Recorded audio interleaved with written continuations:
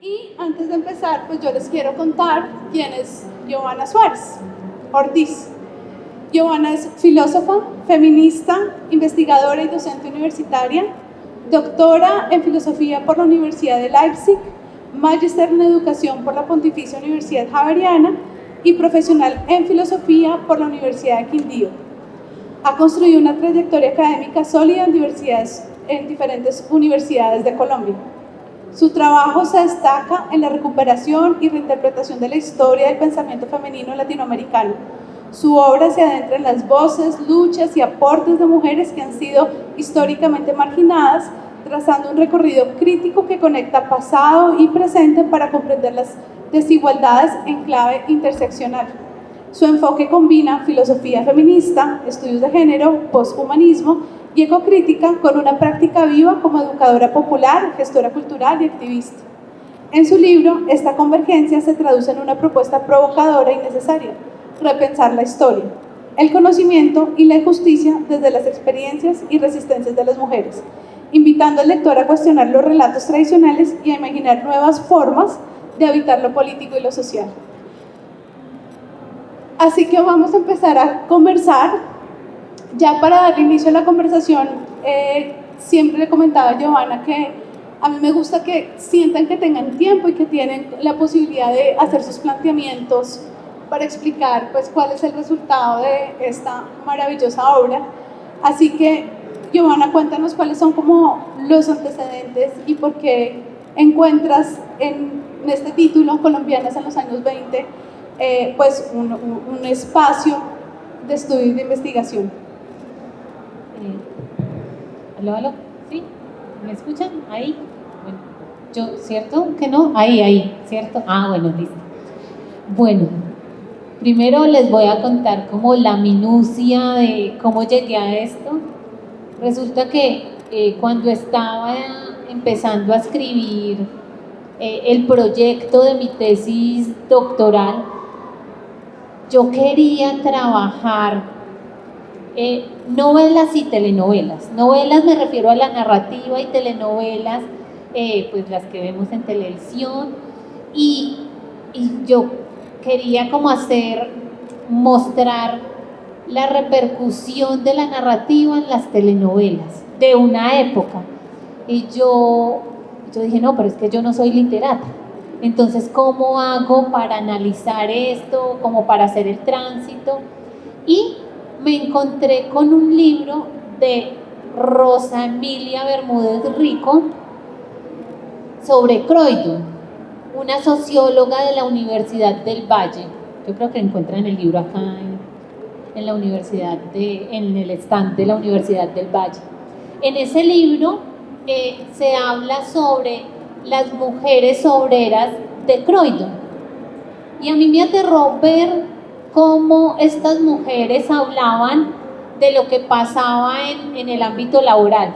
Y encontré la referencia de Luz Gabriela Arango, y por ahí me fui como adentrando y dije como, bueno, que Luz Gabriela Arango hacía una referencia a las mujeres en los años 20.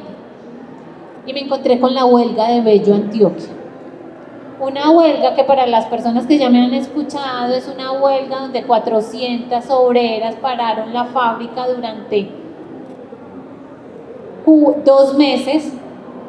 Esa huelga la registró un periodista que se hacía llamar el curioso impertinente.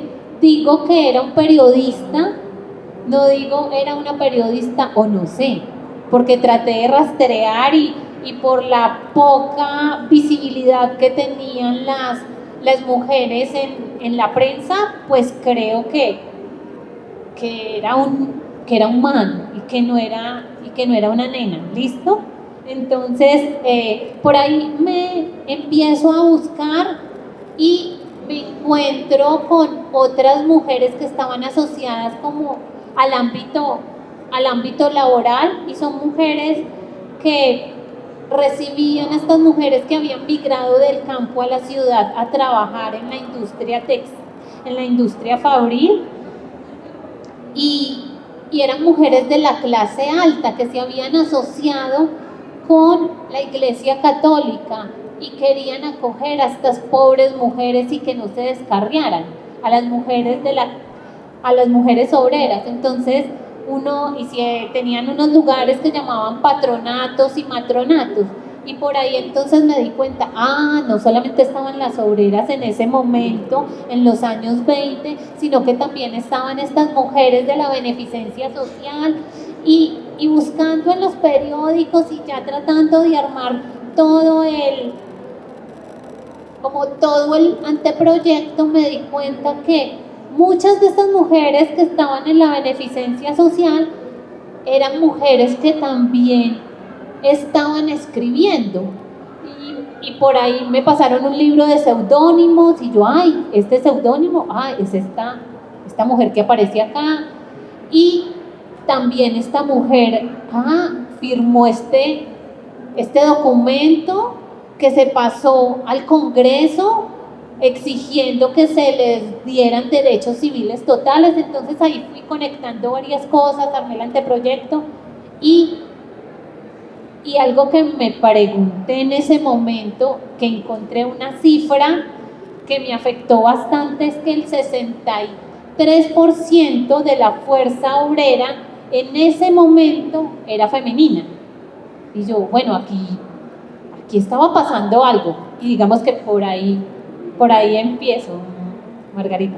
Bueno, nos ilustra mucho esta introducción, porque yo creo que acá hay un tema subyacente que tú estás planteando, y es que si estamos hablando del 63% de una fuerza obrera femenina, pues la pregunta es cómo progresivamente se han ido conquistando esos espacios que se supone que las mujeres no hacían parte, ¿no? Porque pues pensemos un momento y devolvámonos un momento a la década de 1920. Estamos en un proceso de modernización en Colombia, estamos en plena hegemonía conservadora, todavía el eje rector de la moral de la sociedad colombiana era la Iglesia Católica, ergo era de argumentar o de suponer que la mujer pues estaba muy atada a esta idea del marianismo, ¿no? Entonces, cuando se supone que la mujer tiene que cumplir unos roles domésticos, del cuidado, de ser buena esposa, de procrear o dedicarse al servicio católico, pues hay una idea primaria que hay una restricción de la mujer sobre el espacio público. Así que, Giovanna, cuéntanos cómo ha sido, digamos, estos procesos de, yo le diría conquista, tú me corregirás, en que las mujeres fueron socavando, por ejemplo, estos espacios como la huelga, o como la beneficencia y demás. Tú acabas de referir el marianismo. Cuando empiezo a escudriñar, a hacer esta pesquisa de archivos, veo que hay un modo de ser mujer que se reitera, y es un modo de ser que yo lo voy a llamar cuidadora madre virtuosa. Y lo veo en la producción intelectual, lo veo en la beneficencia social, lo veo en la publicidad que circula en ese entonces, lo veo en los proyectos que pasan las mujeres al Congreso, lo veo también estoy pensando en los 4 ámbitos, en la asistencia, en el trabajo, sí. Ahí en esos 4, en el pensamiento, en todas las producciones intelectuales lo veo ahí, y yo digo, pero esto tiene que salir de algún lado. Me encuentro con un texto de Virginia Woolf que escribe en 1931 que se llama Las mujeres y la literatura. Este texto sale en la revista Vogue de 1931. En ese texto, Virginia Woolf va a hablar sobre el ángel del hogar. Y ella dice que cuando está escribiendo, siente que de un momento a otro el ángel del hogar pone sus alas sobre ella y ella le tira el tintero y dice, ya, lárguese de acá, no sé qué.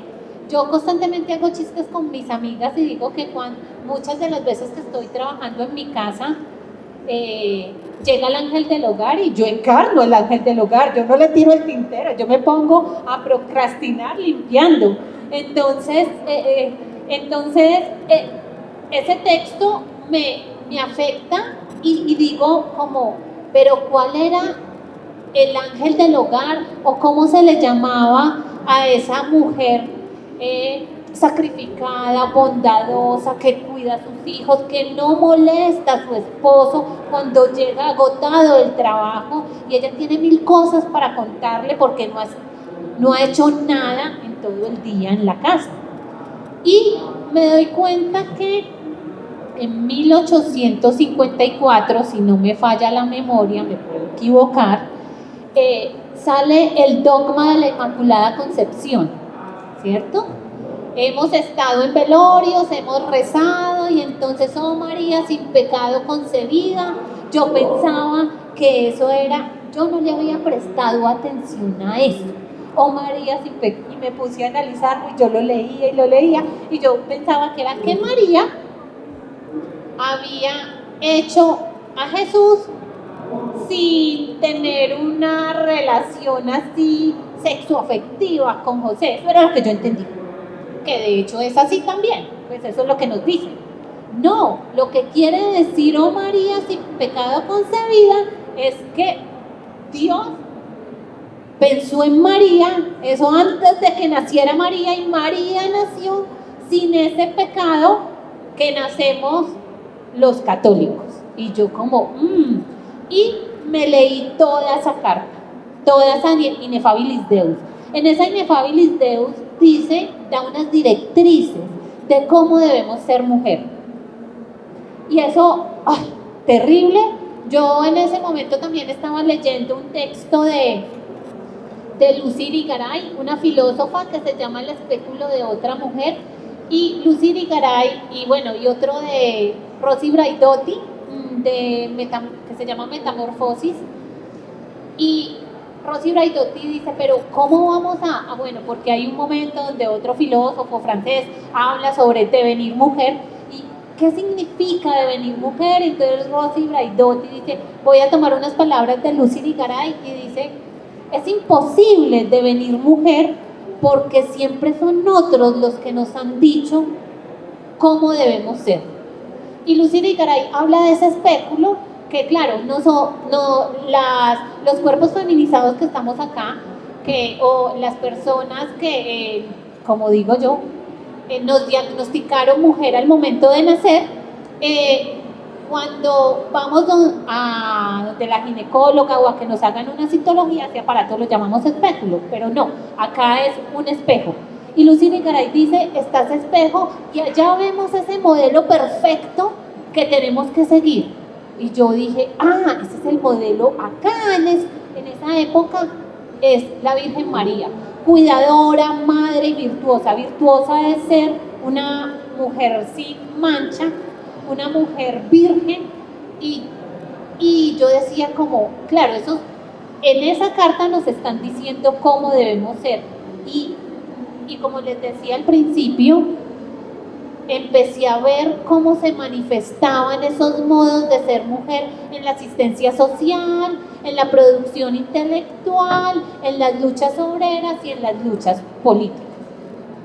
Cuando haces referencia al marianismo, y aquí voy a meter un poquito la cucharada, que fue la conversación que no alcanzamos a tener, precisamente cuando yo hice mi tesis de historiadora en el pregrado, yo me concentré en analizar los villancicos dedicados a las santas en la Catedral Primada, tratando de poner en contexto cómo desde la Contrarreforma se crean pues se promueven las artes como la música o como la pintura o como pues también las narraciones hagiográficas de las santas para crear modelos de comportamiento.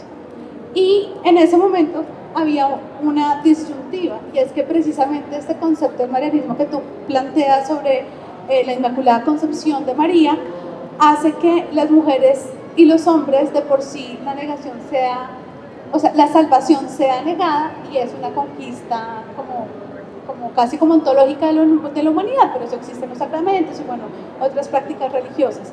Pero sobre eso hay como una dialéctica que es muy interesante, que yo creo que lo podemos empezar a vincular en la conquista de los espacios públicos, y es que como el modelo María es casi inviable porque es imposible llegar a ser María, pues la Iglesia pone en función social las santas para que las mujeres puedan encontrar diferentes modelos de comportamiento a partir de la adoración. Entonces, por eso está Santa Ana, que es la abuela, Santa Bárbara, que representa el mestizaje, Santa Catalina, y así diferentes santas que, a mi juicio, en ese momento de la investigación, pero yo me devuelvo al siglo XVI y XVII, eran como roles de comportamiento que le estaban diciendo a las mujeres que a través de prácticas devocionales era posible la salvación. Y eso creo yo que era la única forma de legitimar cómo la mujer podía participar en el cuerpo social. Entonces, aquí creo que hay como dos posibilidades, y es mirar cómo este marianismo genera un paradigma de comportamiento. Eso además creo que viene de Juan Luis Vives, ¿no? Como estos modelos de comportamiento de las mujeres que vienen desde España, en fin. Pero también hay una gran pregunta, que yo creo que es una pregunta teórica, teológica, casi que metodológica por parte de la Iglesia, y es cómo la mujer debe incursionar en todas sus posibilidades dentro de este cuerpo social. Y creo que si lo ponemos en clave de la modernización de lo que estaba pasando en Colombia en la década de los 20, es absolutamente fascinante. Ahí se me viene como, por ejemplo, la idea de una figura que es histórica y es mítica, que es María Cano, ¿no? Y entonces empezamos a ver no solamente o cómo te adaptas, que creo que esa es una de las lecturas propositivas de tu libro, o cómo irrumpes estos paradigmas. A ver, pienso en las santas, pienso en esto, pienso en el marianismo. Yo no he trabajado tan atrás. Bueno, yo cuando leo este dogma de la Inmaculada Concepción, me encuentro también con la Rerum Novarum, ¿cierto? Que es esta carta sobre los obreros. Está pasando algo en Europa, y es que el socialismo está cobrando mucha fuerza, y la Iglesia Católica quiere que lleguen a acuerdos los obreros y la empresa privada. Ahí también en esa Rerum Novarum nos dice cómo se deben comportar las mujeres de los obreros. Y cruzo esto con la Ineffabilis Deus y veo qué es lo que pasa con estas mujeres que, como dijo Margarita, estamos en un proceso de modernización del país, y cuál es el lugar de esas mujeres en la escena pública, es mi pregunta. Entonces, digo, por ejemplo, en el ámbito o en la producción intelectual, me doy cuenta que en el sur latinoamericano encontramos a Alfonsina Storni, encontramos a Gabriela Mistral, aquí enseguida en Venezuela a Teresa de la Parra con Ifigenia, y yo digo, ¿y dónde geles están las escritoras colombianas? Y entonces, como encuentro en los archivos mucha producción por parte de mujeres, no así como las del sur, y empiezo a leer estos cuentos y me doy cuenta que el marianismo, este dogma de la Inmaculada Concepción, este discurso de cómo ser una cuidadora madre virtuosa, se manifiesta en los escritos de estas mujeres. Y veo que ese marianismo yo lo llamo una herramienta de doble filo. ¿Por qué? Porque no es un discurso solamente opresor, sino que al afirmarse en ese modo de ser cuidadora, madre virtuosa, esto les da la posibilidad a las mujeres de la beneficencia social, a las mujeres de la fábrica, a las mujeres de la lucha política, transitar hacia la escena pública. ¿Y cómo lo hace? Voy a retomar, a mí me llama mucho la atención, o la huelga de Bello, y es que estas mujeres están pidiendo que les dejen usar zapatos, que les den una hora para almorzar, que les suban el salario, que echen a los vigilantes de salón que abusan de ellas sexual y laboralmente. Y estas mujeres lo que dicen, y le dicen al alcalde, le dicen a la prensa, nosotras queremos cuidar nuestra virtud, nosotras queremos ser unas buenas mujeres. Resulta que estaba la idea, y ahí traigo a Joan Wallace Scott, una historiadora que tiene un texto que se llama Obrera, Mujer Impía, donde dice, ella cuenta que en Europa, y después me doy cuenta que aquí pasaba en la década del 20, después pensando en las mujeres trilladoras, ya les voy a contar, se creía que estas mujeres que trabajaban en la industria fabril, no solamente trabajaban en eso, sino que también trabajaban como trabajadoras sexuales. ¿Y por qué? Porque pues su salario no les alcanzaba y entonces pues para completar, para vivir, hacían eso. Entonces empiezo a ver que había similitudes con las mujeres en Europa, esas trabajadoras en Europa, y las mujeres acá en Colombia. Después, no sé si hay algunas personas que son muy chiquitas, tal vez no escucharon hablar de las mujeres trilladoras. Yo soy del eje cafetero y mi abuela tenía un restaurante, y en ese restaurante las empleadas iban y venían constantemente, y muchas de esas mujeres trabajaban en las trilladoras. Y una vez escuché hablar, es que claro, cuando uno trabaja acá, se va a trabajar por allá en la calle. Yo pensaba pequeña, pero por allá en la calle, ¿dónde?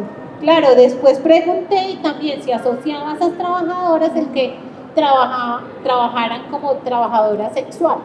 Entonces, claro, lo que yo veo en ese marianismo es que ese marianismo, afianzarse en ese modo de ser mujer, les da la posibilidad de ganar luchas, ya vamos a ver, luchas políticas, les van a dar la posibilidad de incursionar en la escena pública narrativa, les va a dar la posibilidad de salir de sus casas a esas mujeres de las clases sociales altas que estaban en su casa. Hay un texto de Michelle Perrot que se llama Salir, donde habla de estas mujeres de la beneficencia social que están, dice, claro, se alían con la Iglesia Católica y dicen, nosotras necesitamos o vamos a ayudar a los curas a evangelizar a todas estas mujeres obreras o a todos los obreros que no están dentro de la religión católica en ese momento.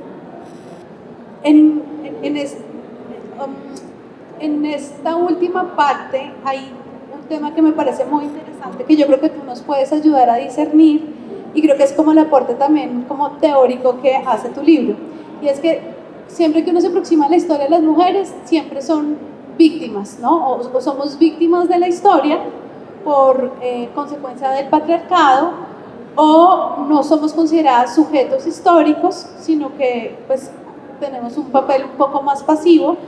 Y muchas veces, digamos, la manera en la que se narra la historia de las mujeres es principalmente desde la invisibilización. Yo creo que parte de lo que tú estás contando, hay un término que a mí me gusta mucho, que creo que está cada vez cogiendo más fuerza, y es el tema de la agencia. Y cuando hablamos de agencia, estamos reconociendo que las mujeres pues tienen un papel como actores históricos, que somos sujetos históricos.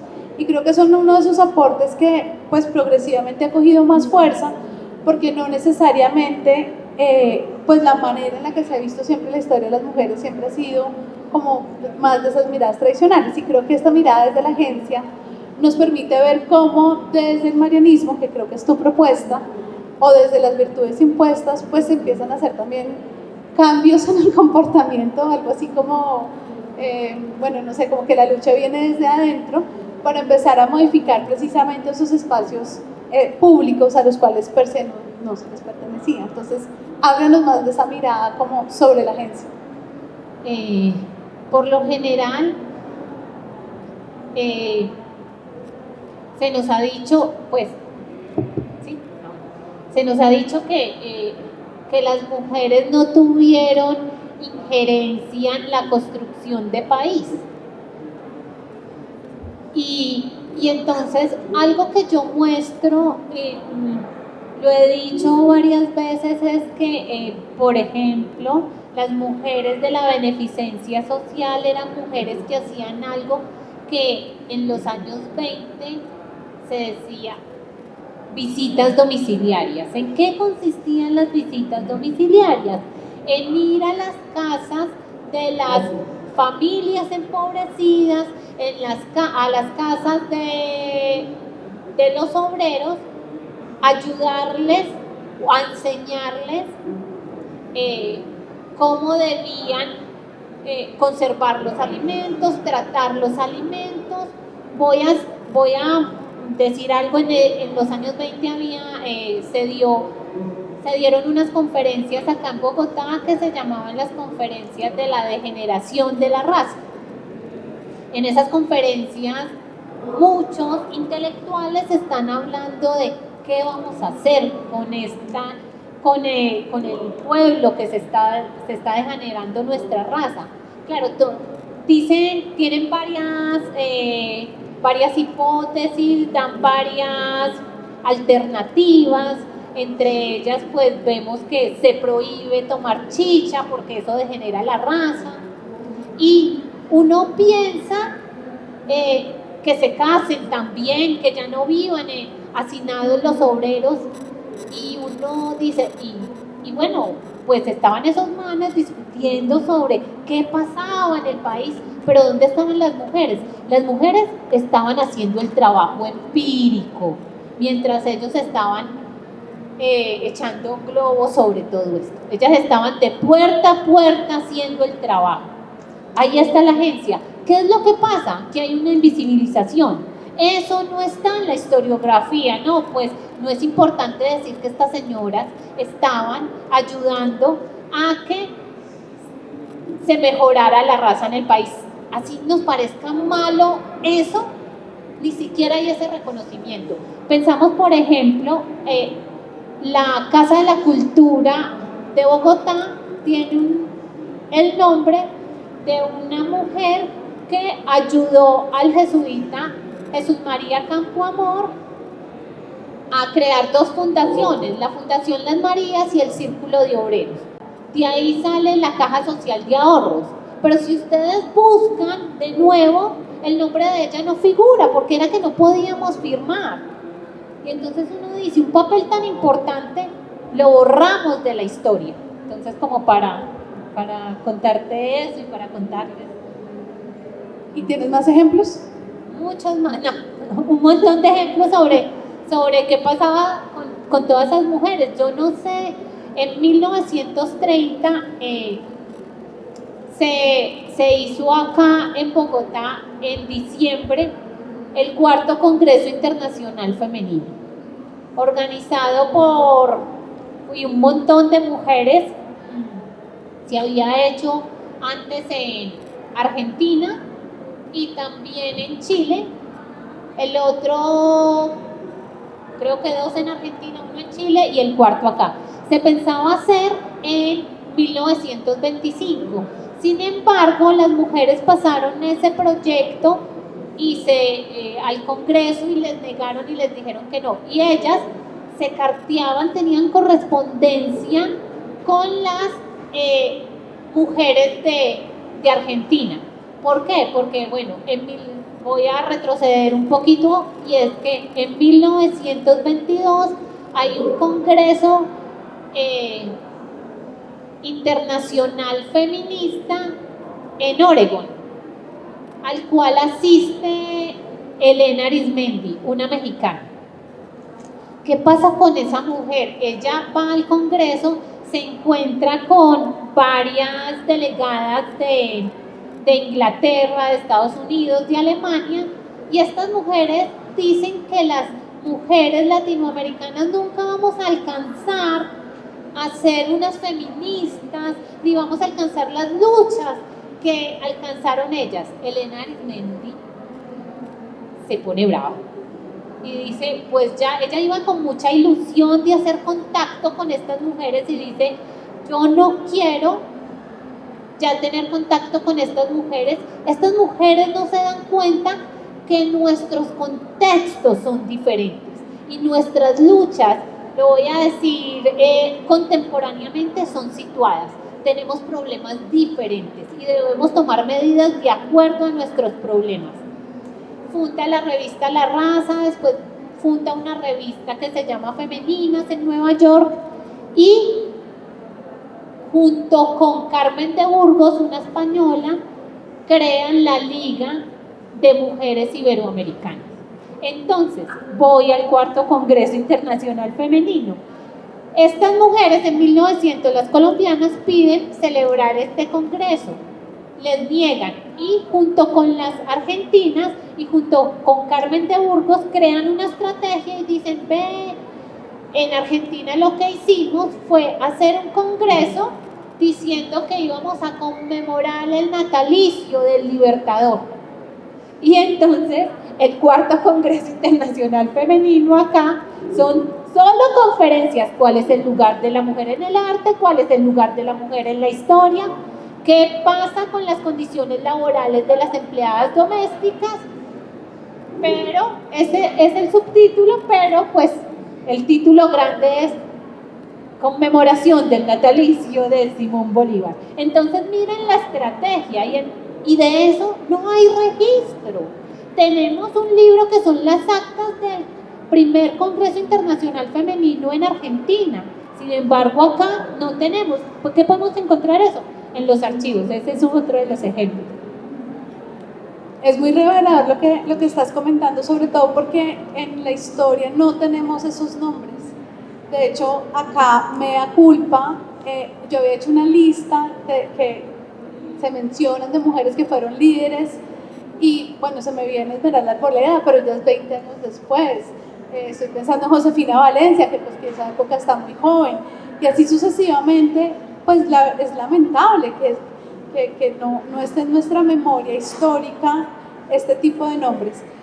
Voy a pasar unos papelitos para que nos hagan preguntas antes de cerrar la sesión. Ustedes saben que acá son súper estrictos con la hora, entonces no tengo margen de negociación, entonces ya les voy a pasar unos papelitos, pero yo sí quisiera, a modo de regaño, denuncia, mejor dicho, como tú quieras, ¿cuáles son estos nombres de estas mujeres que gracias a ellas pudimos hacer conquistas de derechos civiles, de derechos políticos, por supuesto, y que fueron pues pioneras, estrategas, creativas y todos los mejores apelativos para ir conquistando este espacio de lo público? O sea, ¿cuáles son las que, si mañana nos haces un quiz, no lo podemos rajar? ¿Cuál sería? Yo peleo con esta idea de hablar de particularidades.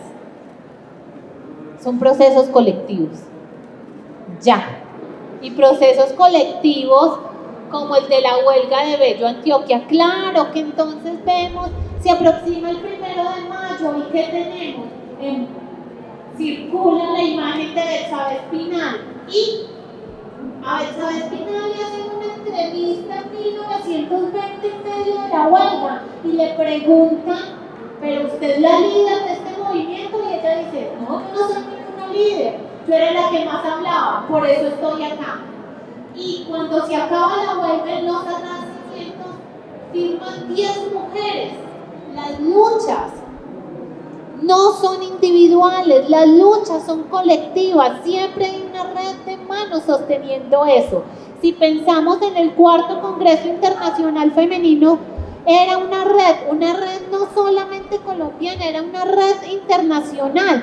Tenemos a Georgina Fletcher, tenemos entonces todo el centro femenil colombiano, bogotano, pero tenemos también a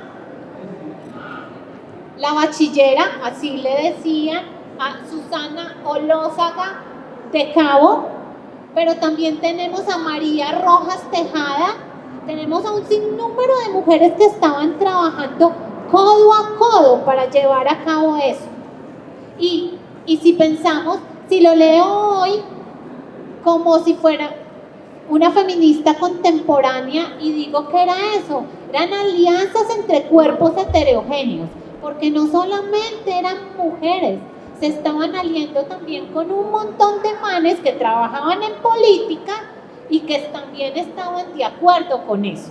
Entonces tenemos ahí a estas mujeres que estaban pidiendo acceso a la educación superior, tenemos a una María Cano que tú la nombraste y claro, pero para mí, María Cano, todas la reconocemos y todo, pero casi no encontramos, hay libros sobre María Cano, pero la producción intelectual de María Cano casi no la vemos.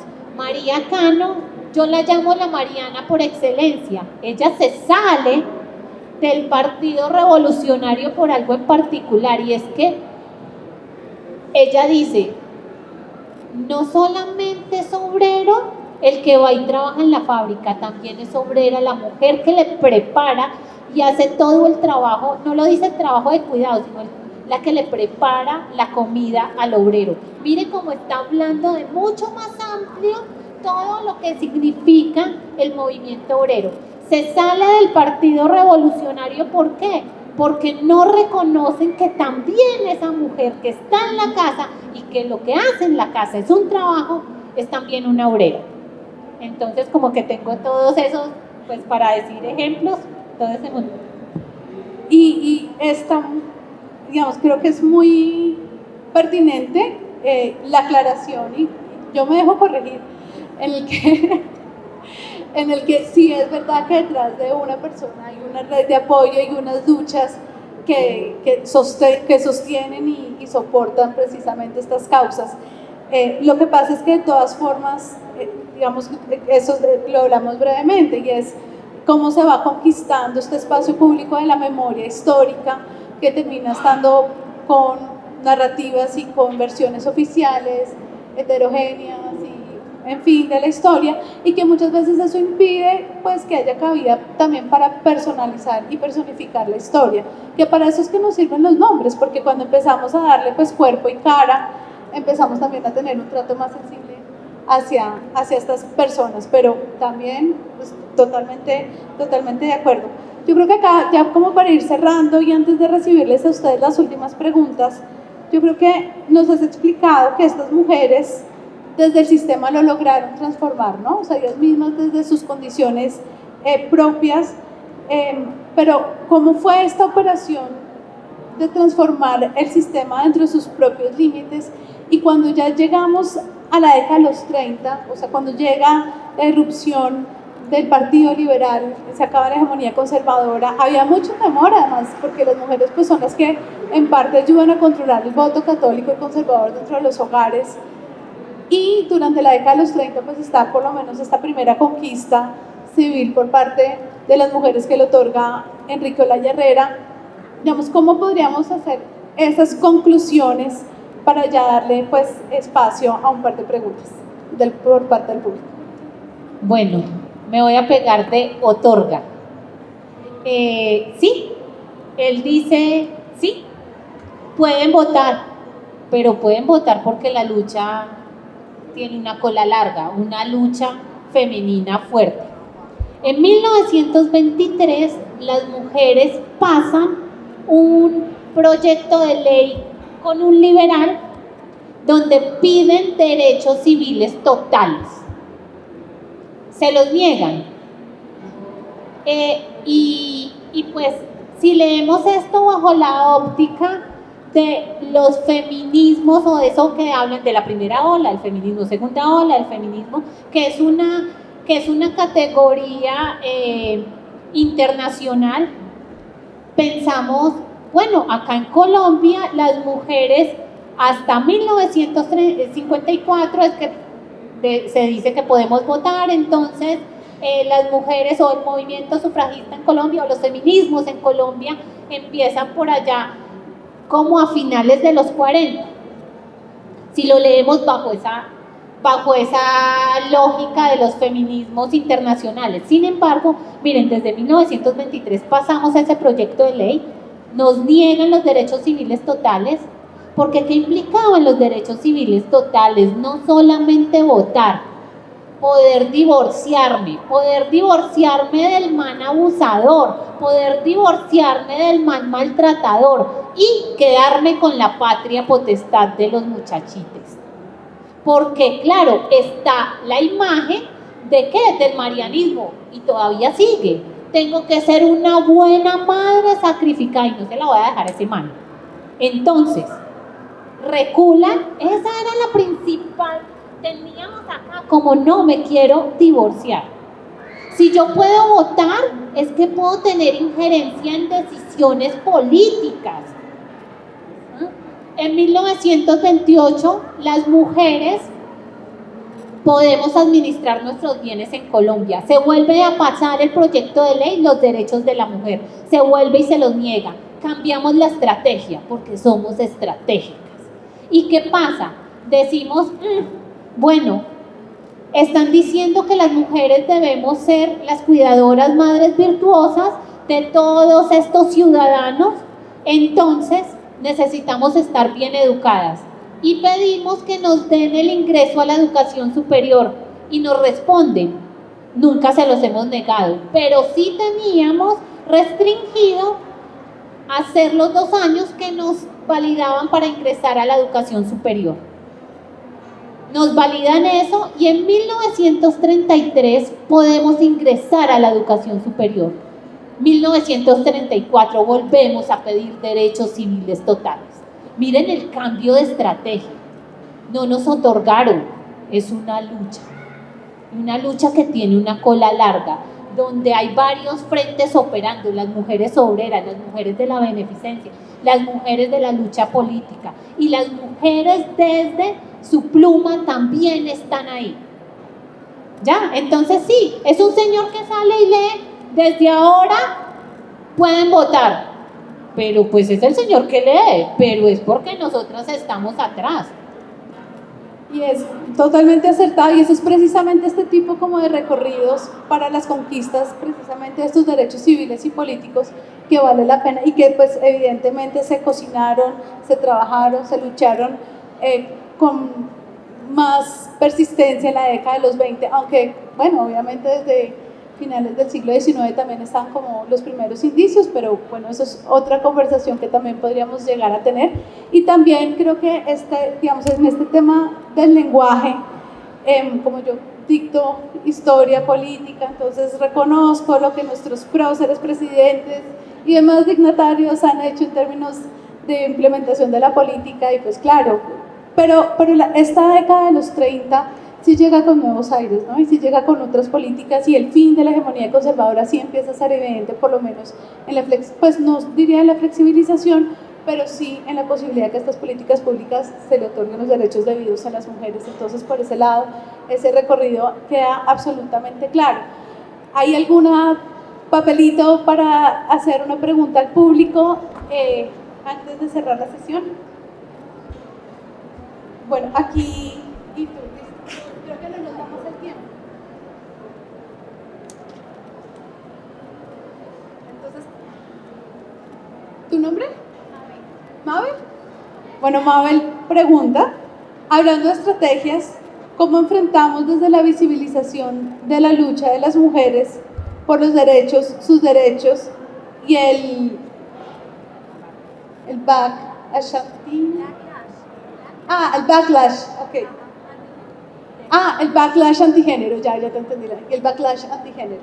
Y la segunda pregunta es, ¿cómo observa este movimiento que amenaza con revertir las transformaciones logradas por las luchas de los movimientos de las mujeres feministas? Este movimiento te refieres a los actuales, ¿cierto? Movimientos de mujeres y movimientos feministas. Ok. Porque es una sola larga, como tú dices. Listo. Mabel, hablando de estrategias, ¿cómo enfrentamos desde la visibilización de la lucha de las mujeres por los derechos, sus derechos, el backlash antigénero? Listo.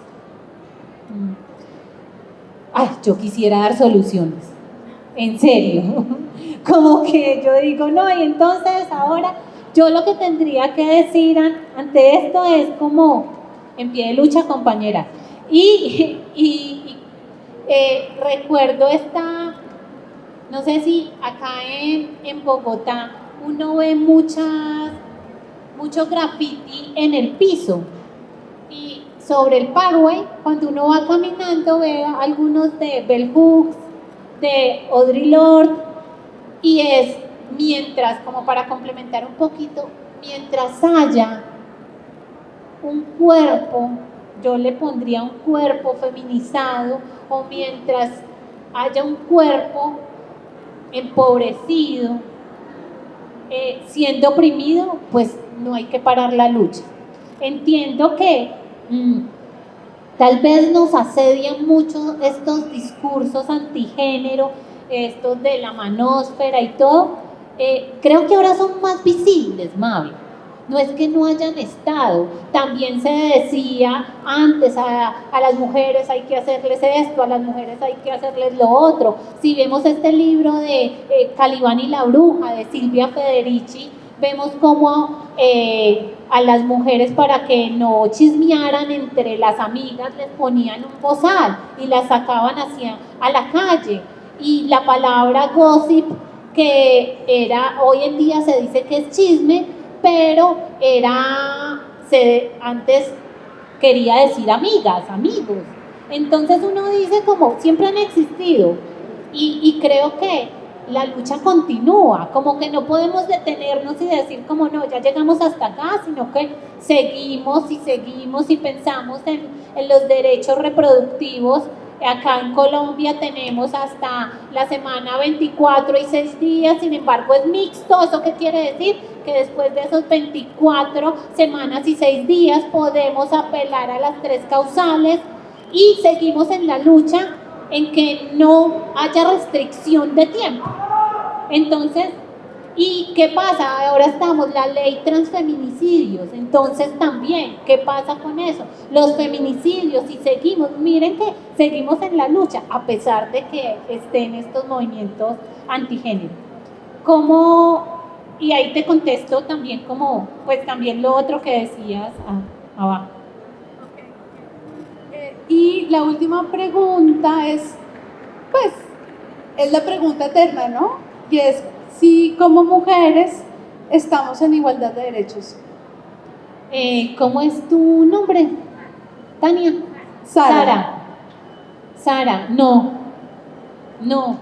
estamos en igualdad de derechos. Por eso en pie de lucha, compañera, como que no, seguimos ahí, seguimos pidiendo salarios, que tengamos unos salarios dignos.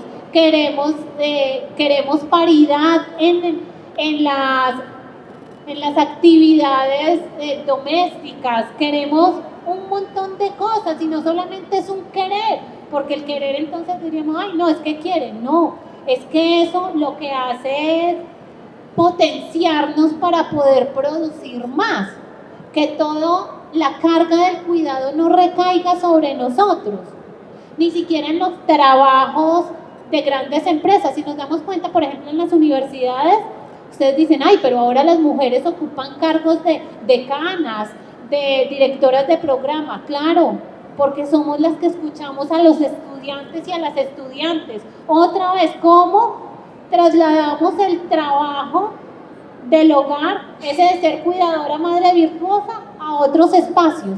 Y eso lo que hace es que limita nuestra producción escritural. Y bueno, eso entonces no. Bueno, pues Giovanna, muchísimas gracias. Yo creo que con lo que ya estamos empezando a abrirnos da para otra hora de conversación, de debate, de preguntarnos un montón de cosas, de poner en cuestión también el lenguaje de cómo nos aproximamos precisamente a esta idea de los derechos alcanzados y conquistados.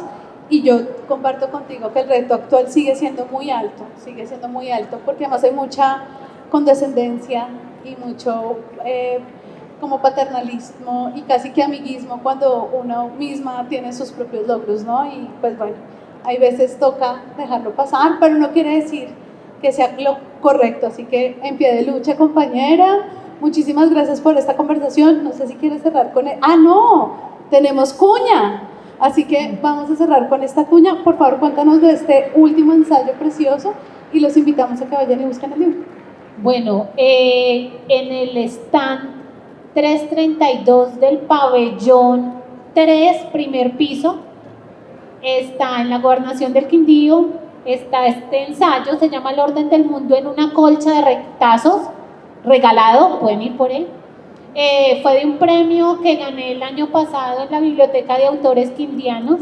Yo siempre digo que este es mi libro favorito mío. Tengo 2, pero este es sobre violencias y escrituras femeninas. Y digo, es una colcha de retazos, ya se darán cuenta por qué. Y bueno, les invito a que lo lean y a que vayan por él, que es regalado. El domingo a las 6 de la tarde en ese stand voy a estar charlando sobre él, por si quieren caer. Repite el número del stand. El stand, esperen, sí, es 332, pabellón 3, primer piso, a las 6 de la tarde, el domingo. El orden del mundo en una colcha de retazos, sí. Y bueno, muchas gracias por Muchísimas haber venido. gracias. Muchas gracias.